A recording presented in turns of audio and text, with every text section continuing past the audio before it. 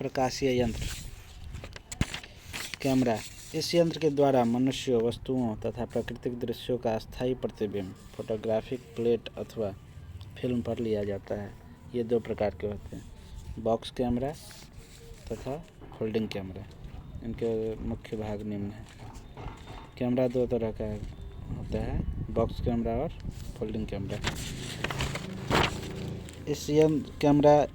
यह यंत्र के द्वारा मनुष्यों, वस्तुओं तथा प्राकृतिक दृश्यों का अस्थायी प्रतिबिंब फोटोग्राफिक प्लेट अथवा फिल्म पर लिया जाता है। ये दो प्रकार के होते हैं, बॉक्स कैमरा और फोल्डिंग कैमरा। इनके मुख्य भाग निम्न हैं। प्रकाशरोधी बॉक्स। बॉक्स कैमरा में यह लकड़ी अथवा धातु की बनी होती है। बॉक्स कैमरा में यह लकड़ी अथवा धातु की बनी होती है जिसकी लंबाई स्थिर रहती है। फोल्डिंग कैमरा में यह बॉक्स काले चमड़े या धोखनी के ढंग का बना होता है जिससे इसकी लंबाई में परिवर्तन किया जा सकता है। बॉक्स चारों ओर से अच्छी तरह बंद होता है जिससे कि इसमें बाहर का प्रकाश प्रवेश नहीं कर पाता है। बॉक्स के अंदर का भाग काला पुता होता है जिससे इसकी दीवारों पर प्रकाश का परावर्तन नहीं होता है।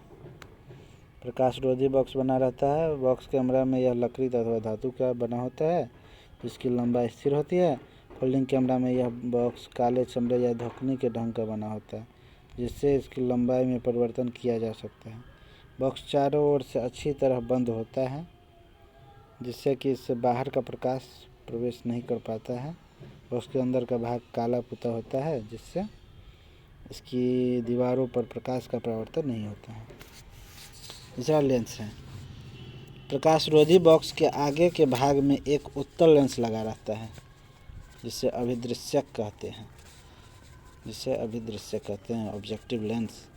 प्रकाशरोधी बॉक्स के आगे के भाग में एक उत्तल लेंस लगा रहता है जिसे अभिदृश्यक लेंस, ऑब्जेक्टिव लेंस कहते हैं।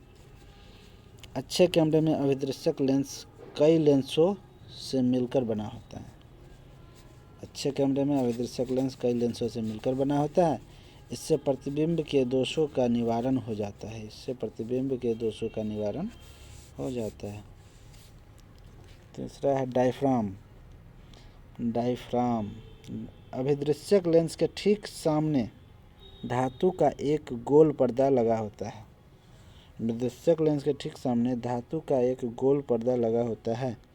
जिसके बीच में एक छिद्र होता है जिसे डायफ्राम कहते हैं। डायफ्राम के छिद्र से होकर ही प्रकाश कैमरे में प्रवेश करता है। छिद्र का आकार आवश्यकता अनुसार बढ़ाया घटाया जा सकता है। यही डायफ्राम है। अभिदृश्यक के लेंस के ठीक सामने धातु का एक गोल पर्दा रहता है जिसके बीच एक छिद्र होता है। यह इसे डायफ्राम कहते हैं। डायफ्राम के छिद्र से होकर ही प्रकाश कैमरे में प्रवेश करता है। छिद्र का आकार आवश्यकता अनुसार बढ़ाया घटाया जा सकता है। कैमरा का भाग है शटर। लेंस के पीछे एक स्वतः चालित कपाट होता है जिसे शटर कहते हैं। जब यह बंद रहता है तब कैमरे में प्रकाश प्रवेश नहीं करता है।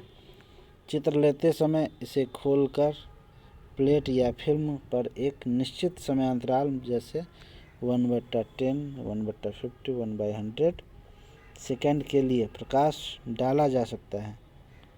इस समयांतराल को उद्भासन काल कहते हैं।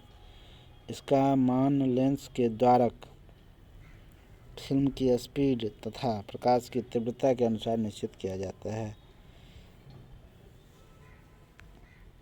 शटर लेंस के पीछे एक स्वतः चालित कपाट होता है जिसे शटर कहते हैं। जब यह बंद रहता है तब कैमरे में प्रकाश प्रवेश नहीं करता है।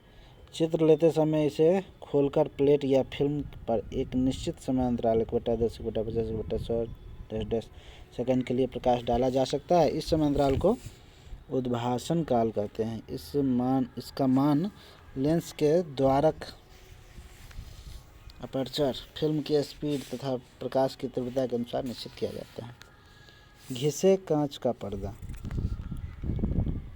Ground glass screen.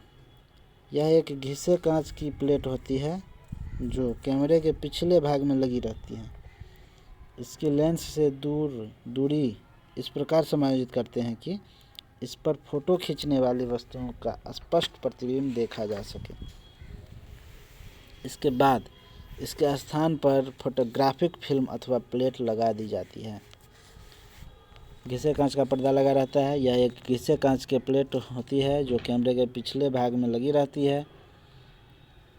इसके लेंस से दूरी इस प्रकार समायोजित करते हैं कि इस पर फोटो खींचने वाली वस्तुओं का स्पष्ट प्रतिबिंब देखा जा सके।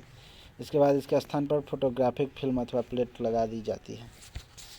फोटोग्राफिक फिल्म, यह सेलुलाइड की फिल्म होती है। फोटोग्राफिक फिल्म सेलुलाइड की होती है। सेलुलाइड की फिल्म होती है जिस पर जिलेटिन में सिल्वर ब्रोमाइड की पतली तह जमी रहती है। जिस पर जिलेटिन में सिल्वर ब्रोमाइड की हल्की पतली परत जमी रहती है। जब इस पर प्रकाश गिरता है तो रासायनिक क्रिया होती है। फिल्म के स्थान पर प्लेटों का भी प्रयोग किया जाता है। फिल्म के जगह पर प्लेट का भी प्रयोग किया जाता है। फोटोग्राफिक फिल्म, यह सेलुलाइड की फिल्म होती है जिस पर जिलेटिन में सिल्वर ब्रोमाइड की पतली तह जमी रहती है। जब इस प्रकार प्रकाश गिरता है तो रासायनिक क्रिया होती है। फिल्म के स्थान पर प्लेटों का भी प्रयोग किया जाता है। ये इसका कैमरा का चित्र है। ये आपको फिल्म लगा हुआ है, इसे आप देख सकते हैं।